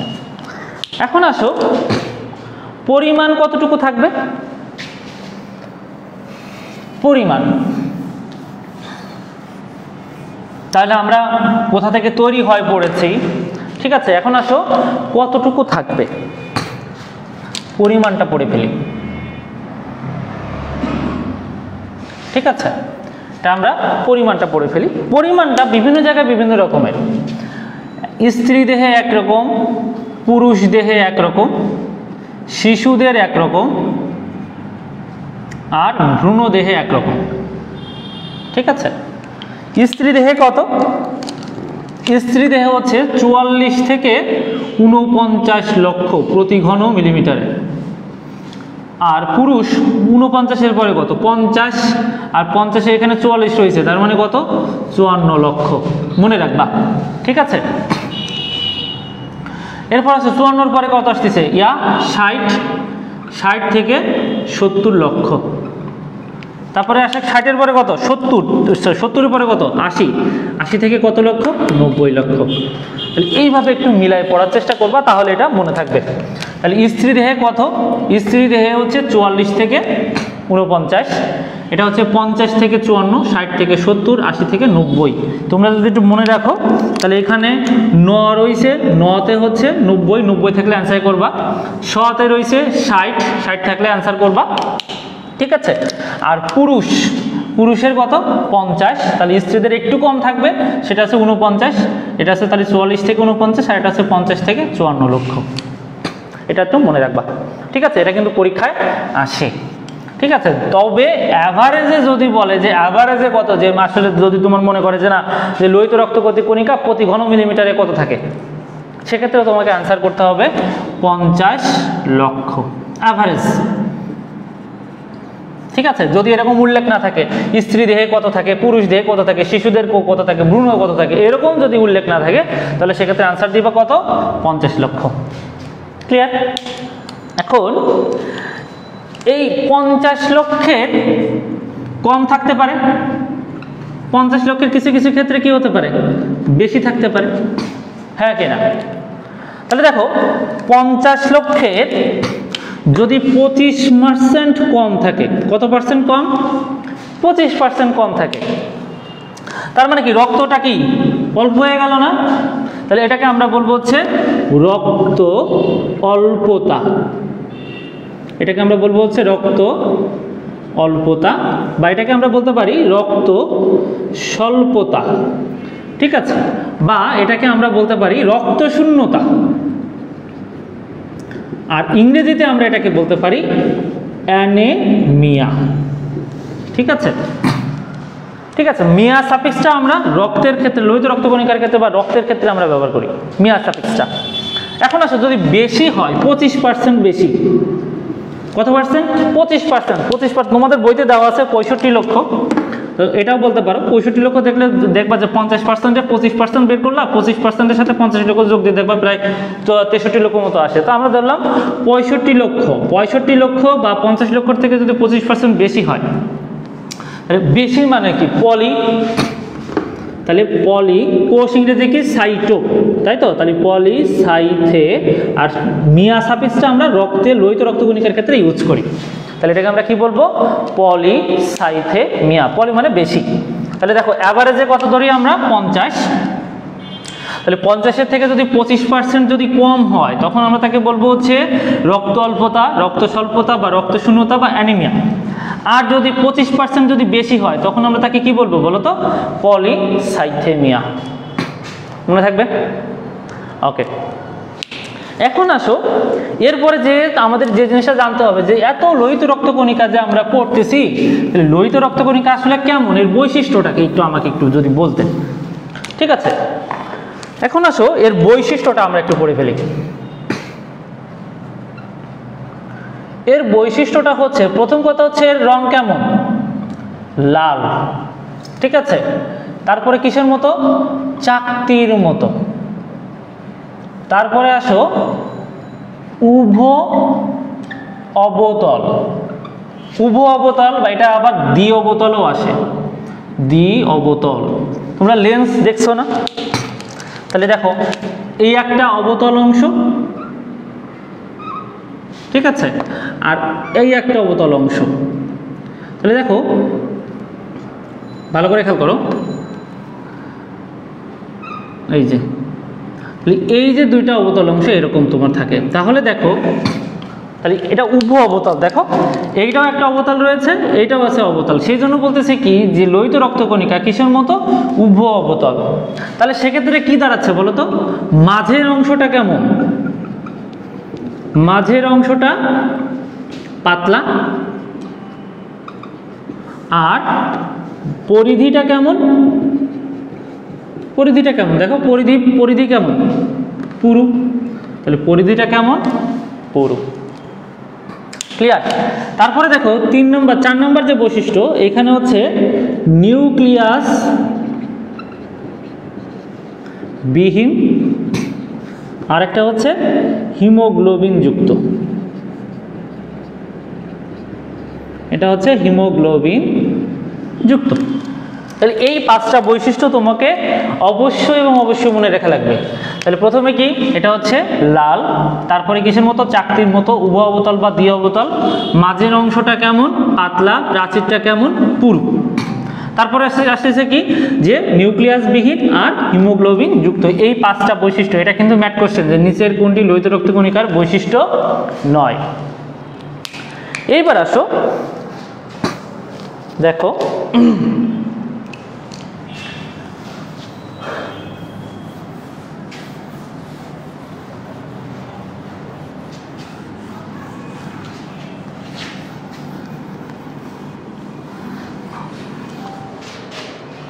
লোহিত রক্তকণিকার, এরপরে আসো লোহিত রক্তকণিকার এরপরে কি আছে, কখন বেশি হয়, বেশি হবে কখন। দেখো লোহিত রক্তকণিকার কাজ কি, মেইনলি অক্সিজেন পরিবহন করা, তাই তো, বা হচ্ছে কার্বন ডাইঅক্সাইড পরিবহন করা, এটাই তো মেইনলি কাজ। তাহলে আমাদের শরীরে কখন অক্সিজেনের পরিমাণ বেড়ে যায় বলো তো, যখন আমরা ব্যায়াম করি। তাহলে দেখো ব্যায়াম করলে বেশি বেশি শক্তি খরচ হয়, বেশি বেশি শক্তি খরচ হতে গেলে তোমার কি, শক্তি খরচ হতে গেলে বা শক্তি তৈরি করতে গেলে তোমার কি দরকার, অক্সিজেন দরকার। তার মানে সেখানে তোমার কি লাগবে বলো তো, লোহিত রক্তকণিকা বেশি লাগবে। তাহলে বেশি হবে কখন, যখন ব্যায়াম করবে। আর গর্ভাবস্থায়, আর হচ্ছে গর্ভাবস্থায়, কারণ গর্ভাবস্থায় তো একটা বাবু তোমার মানে আমাদের মায়ের পেটে থাকে, তাই না, তার তো একটা লোহিত রক্ত, তার তো এনাফ পরিমাণে তোমার 44 থেকে 49 লোকও আছে। এবার ভিতরে একটা তোমার কি রয়েছে, ভ্রূণ রয়েছে, তাহলে তারও তোমার কি ওইখানে তোমার রক্ত সাপ্লাই দিতে হবে, খাবার সাপ্লাই দিতে হবে, অক্সিজেন সাপ্লাই দিতে হবে। তাহলে যে অক্সিজেন সাপ্লাই বেশি দেওয়ার জন্য সেখানেও কি থাকবে বলো তো, লোহিত রক্তকণিকা বেশি থাকবে। তাহলে লোহিত রক্তকণিকা বেশি থাকবে কখন, একটা হচ্ছে ব্যায়াম করার সময়, আর একটা হচ্ছে কি গর্ভাবস্থায়, মনে থাকবে। ওকে, এরপরে আসো লোহিত রক্তকণিকাকে আমরা জানি কি বলেছি, এরিথ্রোসাইট। তাহলে এই যে এরিথ্রোসাইট, এই এরিথ্রোসাইট তৈরি করার যে প্রক্রিয়া, এরিথ্রোসাইট তৈরির যে প্রক্রিয়া, এই প্রক্রিয়াকে আমরা বলি হচ্ছে এরিথ্রোপয়োসিস, মনে থাকবে। তাহলে এটাকে আমরা কি বলবো, এরিথ্রোপয়োসিস, ঠিক আছে। আর যে হরমোনের কারণে হবে, যে হরমোনের কারণে হবে সেই হরমোনটার নাম হচ্ছে এরিথ্রোপয়োটিন, এরিথ্রোপয়োটিন। এরিথ্রোপয়েটিন, মনে থাকবে? তাহলে এটা হচ্ছে কি এরিথ্রোপয়েটিন হরমোনের কারণে হবে। এখন এই হরমোনটা কোথা থেকে ক্ষরিত হবে বলো তো? বৃক্ক থেকে ক্ষরিত হবে। কোথা থেকে ক্ষরিত হবে? বৃক্ক থেকে, মনে থাকবে? তাহলে দেখো এরিথ্রোসাইট তৈরির প্রক্রিয়াকে আমরা কি বলতেছি? এরিথ্রোপয়োসিস, মনে থাকবে? তাহলে এরিথ্রোসাইট তৈরির প্রক্রিয়াকে আমরা বলতেছি হচ্ছে এরিথ্রোপয়োসিস। এই এরিথ্রোপয়োসিসে কে কোন হরমোন মানে তোমার করে উদ্দীপনা দেয়? সেটা হচ্ছে এরিথ্রোপয়েটিন। এই এরিথ্রোপয়েটিন কোথা থেকে ক্ষরিত হয়? বৃক্ক থেকে ক্ষরিত হয়, মনে থাকবে? তাহলে এটা হচ্ছে বৃক্ক থেকে ক্ষরিত হয়। ওকে, এরপরে কাজ রয়েছে, কাজটা তোমরা একটু পড়ে নিও। আমি এটা নিয়ে আপাতত আলোচনা করতে যাচ্ছি না, কারণ এমনিতেই এক লোহিত রক্তকণিকা নিয়ে এত সময় দেওয়া যাবে না। তারপরেও তোমাদের যাতে একটু সুবিধা হয় সেজন্য বলছি। তো কাজটা তোমরা একটু পড়ে নিও। এবার আসো, আমরা পড়বো হচ্ছে শ্বেত রক্তকণিকা। এবার আসো, আমরা এখন পড়বো হচ্ছে শ্বেত রক্তকণিকা। শ্বেত রক্তকণিকার বৈশিষ্ট্য 3টা ভালো করে পড়তে হবে, ঠিক আছে? কি কি? ওইটার যেমন নির্দিষ্ট একটা আকার ছিল, কেমন আকার ছিল? গোলাকার, চাকতির মতো, দ্বি-অবতল, তাই না? কিন্তু এর কোনো নির্দিষ্ট আকার নেই। তার মানে কি, কেমন বলো তো? অনিয়ত আকৃতির, ঠিক আছে? 2 নম্বর হচ্ছে এর কোনো হিমোগ্লোবিন নেই। এবং 3 নম্বর হচ্ছে এটা হচ্ছে কেমন? নিউক্লিয়াস যুক্ত। 3 নম্বরটা কি? এটা হচ্ছে নিউক্লিয়াস যুক্ত। এই 3টা বৈশিষ্ট্য, ঠিক আছে? এখন একটা অবজেক্টিভের কথা মনে পড়লো, একটু বলো তো। তোমরা এখানে যারা আছো, যে মানব দেহের অ্যামিবা বলা হয় কাকে?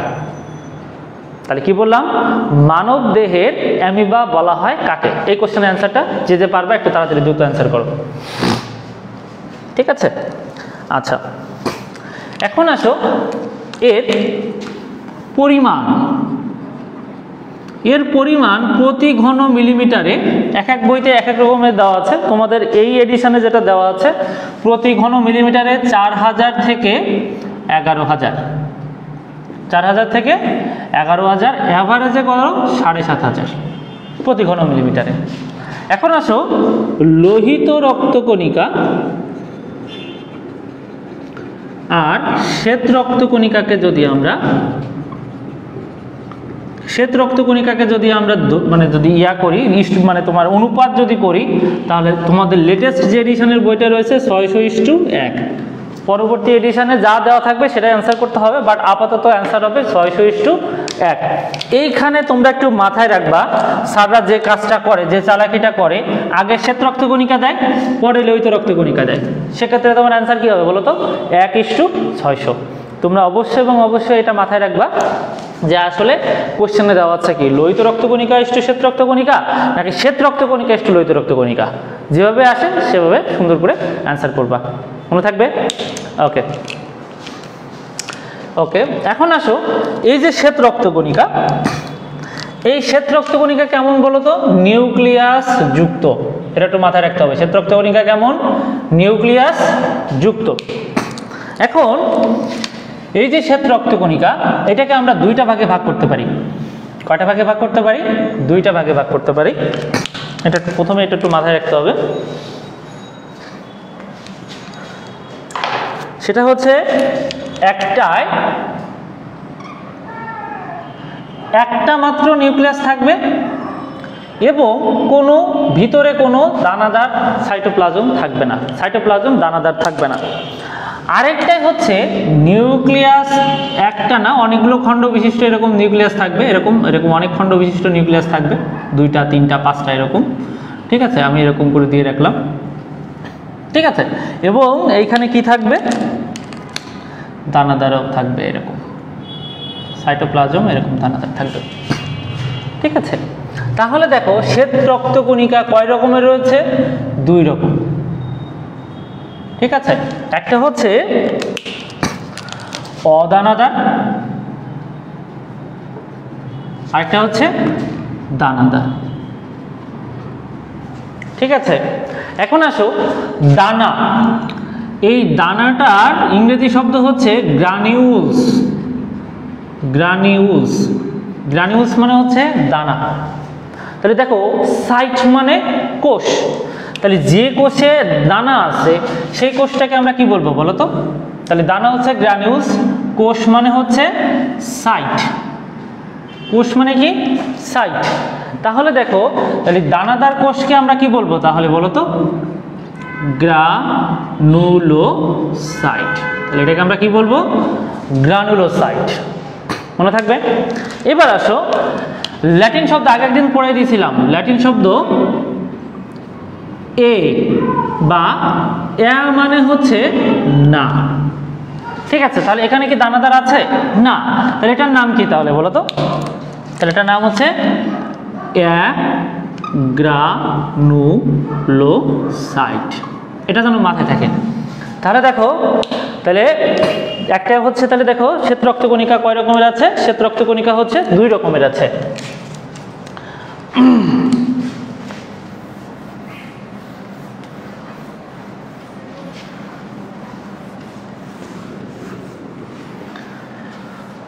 দেখো শ্বেত রক্তকণিকা কয় রকমের রয়েছে? শ্বেত রক্তকণিকা 2 রকমের। একটা হচ্ছে তোমার এর ভিতরে একটা মাত্র নিউক্লিয়াস থাকবে এবং এখানে কোনো দানাদার অংশ থাকবে না বা দানা থাকবে না। আরেকটা হচ্ছে অনেকগুলো নিউক্লিয়াসের খণ্ড থাকবে এবং এর ভিতরে দানা থাকবে। তাহলে আমরা কি বলেছি? দানা মানে হচ্ছে গ্রানিউলস আর কোষ মানে হচ্ছে সাইট। তাহলে যেখানে তোমার দানা থাকবে সেটাকে আমরা কি বলবো? গ্রানুলোসাইট। আর যেখানে দানা থাকবে না তাহলে না মানে কি? এক, তাহলে সেটাকে আমরা কি বলবো? এক গ্রানুলোসাইট। মনে থাকবে? তাহলে দেখো শ্বেত রক্তকণিকাকে আমরা 2টা ভাগে ভাগ করেছি, একটা হচ্ছে গ্রানুলোসাইট আর একটা হচ্ছে এক গ্রানুলোসাইট। এখন এই যে গ্রানুলোসাইট আর একটা হচ্ছে যে এক গ্রানুলোসাইট, আমরা এখানে প্রথমে 2টা পার্থক্য আমরা বুঝতে পেরেছি। একটা হচ্ছে এখানে দানাদার থাকবে না আর এখানে দানা থাকবে। এখানে একটা মাত্র নিউক্লিয়াস থাকবে, এখানে মানে একটা খণ্ড থাকবে বা অখণ্ডিত নিউক্লিয়াস থাকবে, আর এখানে বহু খণ্ড বিশিষ্ট নিউক্লিয়াস থাকবে। এরপরে আসো এক গ্রানুলোসাইট। এটা হচ্ছে কয় প্রকার? এটা হচ্ছে 2 প্রকার। এটা কয় প্রকার? 2 প্রকার। একটা হচ্ছে মনোসাইট, একটা হচ্ছে মনোসাইট আর একটা হচ্ছে লিম্ফোসাইট। একটা হচ্ছে মনোসাইট আর একটা হচ্ছে লিম্ফোসাইট। মনোসাইটটা কেমন? আকারে এরকম বড় এবং নিউক্লিয়াসটা প্রথমে গোল থাকে। ভালো করে খেয়াল করো মনোসাইটটা। এই মনোসাইটটা আরেকটু এরকম করে আঁকা একটু করতে হবে, যদিও সময় একটু বেশি লাগতেছে কিন্তু কিছু করার নাই। ঠিক আছে, তোমরা এখন যদি বোর্ড লাগে পরবর্তীতে দেখে নিও, কোনো সমস্যা নাই, বাট এগুলো একটু জানতে হবে। মনোসাইট যখন প্রথমে থাকে তখন এটা হচ্ছে নিউক্লিয়াসটা থাকে এরকম গোল। ঠিক আছে, পরবর্তীতে যখন তোমার আরেকটু যখন পরিণত হয় তখন নিউক্লিয়াসটা এরকম একটু বেঁকে কিডনি শেপ হয়ে যায়। ঠিক আছে, একটু বেঁকে কিডনি শেপ হয়ে যায়। পরবর্তীতে এটা আরও বেঁকে মাঝখানে আরও বেঁকে এরকম হয়ে যায়, এরকম। ঠিক আছে, তাহলে এটা হচ্ছে মনোসাইট। তাহলে মনোসাইটের ব্যাপারটা একটু খেয়াল করো সবাই। মনোসাইট প্রথম দিকে কিন্তু মনোসাইটের নিউক্লিয়াসটা কেমন থাকে? গোল থাকে। ঠিক আছে, কিন্তু যখন যখন সময় চলে যায় তখন সে মাঝখানে একটু নিউক্লিয়াসের মাঝখানে একটু চেপে যায়। নিউক্লিয়াসের মাঝখানের অংশটা একটু চেপে এরকম করে তোমার এরকম সিমের বিচির মতো করে বা হচ্ছে কিডনির মতো করে, বা এটা হচ্ছে বৃক্কাকার, বা এইটা হচ্ছে কেমন আকৃতির হচ্ছে পরবর্তীতে আরও মাঝখানে বেঁকে এরকম অশ্বক্ষুর আকৃতির, অশ্বের খুর মানে ঘোড়ার পায়ের এরকম দেখবা যে খুর এরকম। ঠিক আছে, তাহলে এরকম অশ্বক্ষুর আকৃতির হয়। ঠিক আছে, এই 2টা জিনিস মাথায় থাকবে। তাহলে দেখো মনোসাইটের নিউক্লিয়াসটা কেমন? মনোসাইটের নিউক্লিয়াসটা প্রথম দিকে কি থাকে? এটা হচ্ছে প্রথম দিকে, এটা হচ্ছে মাধ্যমিক বা মধ্যম অবস্থা, আর এটা হচ্ছে শেষ অবস্থা। তাহলে প্রথমে কি থাকে? সেটা হচ্ছে গোল, তারপরে সেটা কেমন থাকে? সিমের বিচির মতো বা বৃক্কাকৃতির। পরে নিউক্লিয়াসটা কেমন থাকে বলো তো? পরে নিউক্লিয়াসটা থাকে এরকম অশ্বক্ষুর আকৃতির মতো থাকে। ক্লিয়ার? ওকে। আর লিম্ফোসাইট দেখো, মনোসাইট আকারে বড়, লিম্ফোসাইট আকারে ছোট। মনোসাইটের নিউক্লিয়াসটা তাহলে কি হবে, ছোট, আর লিম্ফোসাইটের নিউক্লিয়াসটা বড়। ভালো করে খেয়াল করো, তাহলে লিম্ফোসাইটের নিউক্লিয়াসটা কিরকম থাকবে, এরকম বড়। ওকে, তাহলে দেখো, তাহলে মনোসাইটের যে সাইটোপ্লাজমটা রয়েছে সেই সাইটোপ্লাজমটা কেমন, বেশি, আর লিম্ফোসাইটের সাইটোপ্লাজমের রাখার জায়গা আছে না, তাহলে সাইটোপ্লাজমটা কেমন, কম। তাহলে দেখো আমরা কিন্তু পার্থক্যটা পড়ে ফেলছি অলরেডি।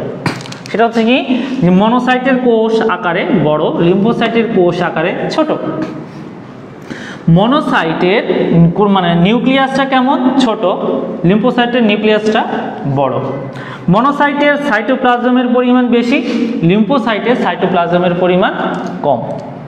এবার আসো, এই মনোসাইটটা যখন রক্ত থেকে, কোথা থেকে, রক্ত থেকে যখন টিস্যুতে আসবে, টিস্যু কি জিনিস, কোষের ভিতরে চলে আসবে, তখন এটা 5 গুণ বড় হবে। কয় গুণ বড় হবে, 5 গুণ বড় হবে। যখন সে 5 গুণ বড় হবে, তাহলে সে বড় মানে কি বলতো, বড় মানে হচ্ছে ম্যাক্রো, আর এই যে বড় দশা হচ্ছে, এই দশা ইংরেজি কি, ফেজ। তাহলে এটাকে আমরা কি বলবো বলতো, এরকম আরো যখন 5 গুণ বড় হবে তখন এটাকে আমরা বলবো হচ্ছে ম্যাক্রোফেজ। তাহলে যেটা রক্তে মনোসাইট, সেটা টিস্যুতে কি বলতো, ম্যাক্রোফেজ। মূলত মনোসাইট আর ম্যাক্রোফেজ কিন্তু সেম। এরপরে আসো লিম্ফোসাইট। লিম্ফোসাইট এরকম 3 ধরনের আছে, একটা হচ্ছে বি লিম্ফোসাইট, টি লিম্ফোসাইট, আর এনকে সেল বা ন্যাচারাল কিলার সেল। এই ব্যাপারে আমরা যখন 10ম অধ্যায় পড়বো তখন আমরা ভালো করে পড়বো। এখন আসো, মনোসাইটের কাজটা কি। মনোসাইটের কাজ হচ্ছে, মনোসাইটের কাজ হচ্ছে ফ্যাগোসাইটোসিস প্রক্রিয়ায় তোমার জীবাণু ভক্ষণ করা। ফ্যাগোসাইটোসিস প্রক্রিয়ায় জীবাণু ভক্ষণ। আর লিম্ফোসাইট এটা হচ্ছে কি করে, অ্যান্টিবডি উৎপন্ন করে। ঠিক আছে, এর আর কোনো কাজ নাই, এটার একটা মাত্র ইয়ে থাকবে যে অ্যান্টিবডি উৎপন্ন করবে। ক্লিয়ার? ওকে, তাহলে এটা খেয়াল করে সবাই। তাহলে অ্যাগ্রানুলোসাইট কয় রকমের রয়েছে, 2 প্রকার। কি কি, মনোসাইট আর লিম্ফোসাইট। মনোসাইটের দেখো আকারটা কেমন, বড়, নিউক্লিয়াসটা ছোট, সাইটোপ্লাজম বেশি, রক্ত থেকে যখন বাইরে চলে আসতেছে, তখন টিস্যুতে যখন আসতেছে তখন আকারে 5 গুণ বড় হচ্ছে। বড় মানে ম্যাক্রো, এই যে দশাটা প্রাপ্ত হচ্ছে বড় দশা, এই দশাটাকে আমরা কি বলতেছি, ফেজ। তাহলে এটাকে আমরা কি বলতেছি, ম্যাক্রোফেজ। আচ্ছা, লিম্ফোসাইট, লিম্ফোসাইটের 3টা প্রকারভেদ রয়েছে, বি লিম্ফোসাইট, টি লিম্ফোসাইট আর এনকে সেল। এদের এই লিম্ফোসাইটের মেইন কাজ হচ্ছে কি, অ্যান্টিবডি উৎপন্ন করা। মনে থাকবে? ওকে, এবার আসো গ্রানুলোসাইট।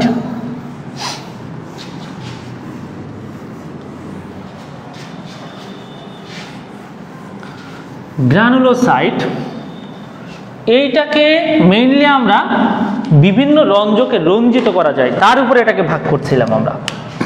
গ্রানুলোসাইট এটা একটু 3টা ভাগে ভাগ করা যায়। ঠিক আছে, একটা হচ্ছে কি ইওসিনোফিল,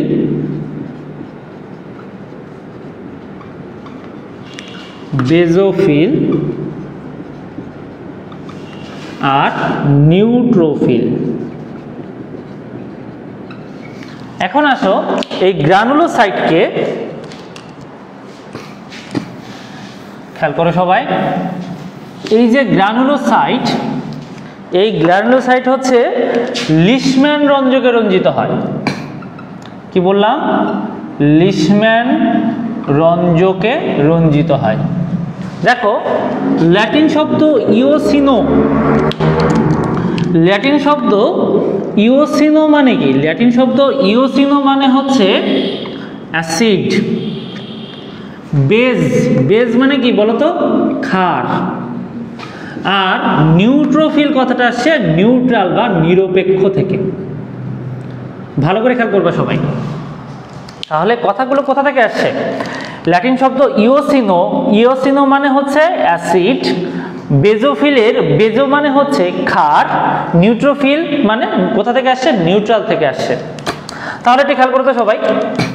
এই যে ইওসিনোফিল এইটা, তাহলে এটা কি রং ধারণ করবে? তুমি লিটমাসের জায়গায় তুমি লিটমাস বলো। তাহলে দেখো অ্যাসিড কি করে? নীলকে কি করে? লাল করে না? নাকি লালকে নীল করে? অ্যাসিড, তাহলে এটা হচ্ছে কি বর্ণ ধারণ করবে? লাল। ইওসিনোফিল কি বর্ণ ধারণ করবে? লাল বর্ণ ধারণ করবে। বেজোফিল এটা কি বর্ণ ধারণ করবে? লালকে নীল করবে। আর এটা কি কোনো কিছু করতে পারবে না? তাহলে এটা কি থাকবে বলো তো? বর্ণহীন হবে। এটা হচ্ছে মেইন পার্থক্য, ঠিক আছে, লিশম্যান রঞ্জকে। আর এটা হচ্ছে লিশম্যান রঞ্জকে না, এটা হচ্ছে ইওসিন রঞ্জকে। এটা একটু আলাদা, ইওসিন রঞ্জক। এইটা মেইনলি হচ্ছে পার্থক্য। ক্লিয়ার? আচ্ছা, পরবর্তীতে যে পার্থক্যটা সেটা হচ্ছে নিউট্রোফিল দুইটা নিউক্লিয়াসের খণ্ড থাকবে, নিউক্লিয়াস খণ্ড। এখানেও দুইটা থাকবে, দুইটা নিউক্লিয়াস খণ্ড থাকবে। আর এখানে 2 থেকে 5টি, ঠিক আছে, অ্যাভারেজ কত? 3টি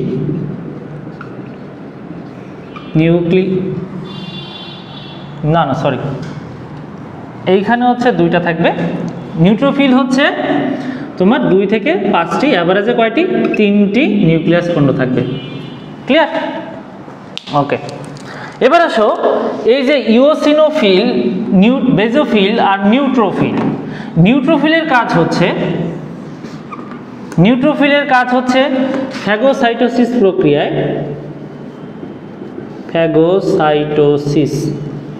প্রক্রিয়ায় জীবাণু ভক্ষণ করা।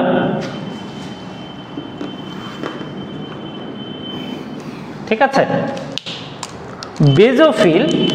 বেজোফিলের কাজ হচ্ছে দুইটা, একটা হচ্ছে সে হেপারিন ক্ষরণ করবে, আরেকটা সে হিস্টামিন ক্ষরণ করবে। একটা হচ্ছে হেপারিন ক্ষরণ করবে, আরেকটা হচ্ছে কি? হিস্টামিন ক্ষরণ করবে। হেপারিন ক্ষরণ করে সে রক্ত জমাট বাঁধতে বাধা প্রদান করবে। আর হিস্টামিন কি করবে? হিস্টামিন হচ্ছে রোগ প্রতিরোধ করবে। ওকে, আর ইওসিনোফিল এটা হচ্ছে অ্যালার্জি প্রতিরোধ করবে, অ্যালার্জি প্রতিরোধ করবে। ক্লিয়ার? তাহলে এটা হচ্ছে গ্রানুলোসাইটের কাজ। ক্লিয়ার? তাহলে দেখো গ্রানুলোসাইট এটা মেইনলি লিশম্যান রঞ্জকে রঞ্জিত হয়। তাহলে কি? একটা হচ্ছে ইওসিনোফিল, বেজোফিল, নিউট্রোফিল। ঠিক আছে, ইওসিনো কথাটা হচ্ছে অ্যাসিড থেকে আসছে। এটা হচ্ছে অ্যাসিড, অর্থাৎ অ্যাসিড নীলকে কি করবে? লাল করবে। এটা হচ্ছে লালকে নীল করবে, আর এটা হচ্ছে কি? নিরপেক্ষ থাকবে। আর কাজটা মোটামুটি তোমরা একটু পড়ে নিও। ঠিক আছে, এগুলো একটু বোরিং, তারপরেও কিছু করার না, এগুলো তোমাকে পড়তে হবে।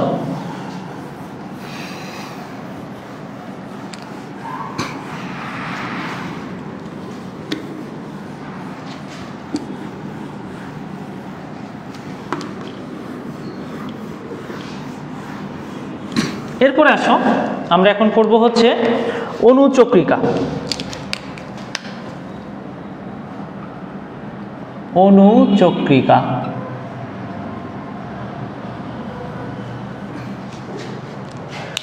এখন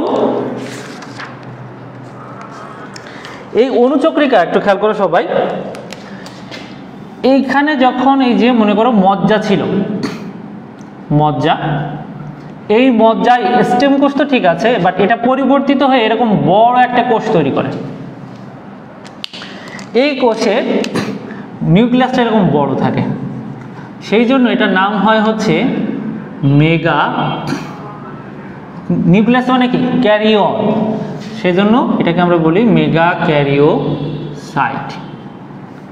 এই যে মেগা ক্যারিওসাইট, এই মেগা ক্যারিওসাইটের ঝিল্লিটা পরবর্তীতে এরকম হয়ে যায়, এবং পরবর্তীতে কি হয়? এইখান থেকে অল্প একটু এরকম কেটে কেটে কেটে কেটে চলে আসে। এইখান থেকে অল্প একটু কেটে কেটে এরকম দণ্ডাকার আকৃতির এরকম কিছু তোমার কোষ বাইরে বের হয়ে আসে। ঠিক আছে, তাহলে এই যে কোষগুলো তৈরি হয়, এই কোষগুলোকে আমরা বলি হচ্ছে থ্রম্বোসাইট। ঠিক আছে, এটাকে আমরা কি বলি? থ্রম্বোসাইট। ঠিক আছে, তাহলে থ্রম্বোসাইটটা কেমন? থ্রম্বোসাইটটা হচ্ছে যে অন কাইন্ড অফ, এটা হচ্ছে রড আকৃতির হয়, গোলাকৃতির হতে পারে বা ডিম্বাকৃতির হতে পারে। ঠিক আছে, তারপরে দেখো এর ভিতরে মানে শুধু কি থাকবে? সাইটোপ্লাজম থাকবে, কোনো নিউক্লিয়াস এখানে থাকবে না, এবং এটা হচ্ছে ক্ষুদ্রতম কণিকা। এটা কেমন? ক্ষুদ্রতম কণিকা।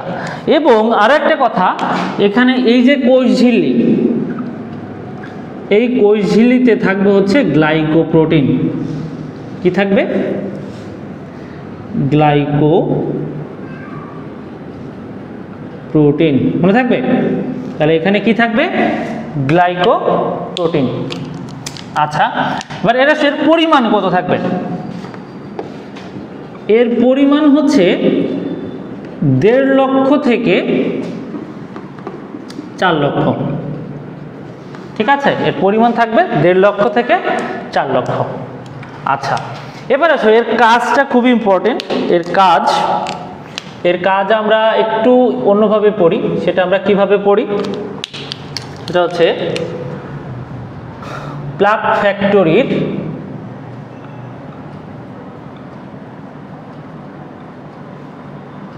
গ্রোথ সেরা।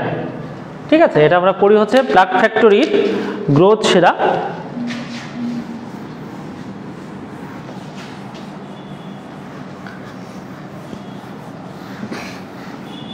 এখন আসো,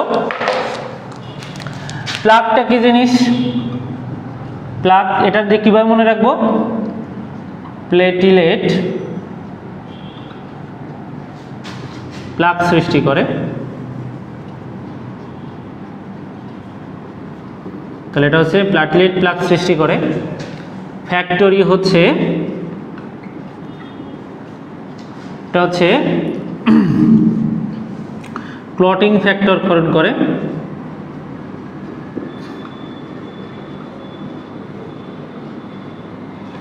তারপরে আসো গ্রোথ। গ্রোথ হচ্ছে গ্রোথ ফ্যাক্টর ক্ষরণ করে।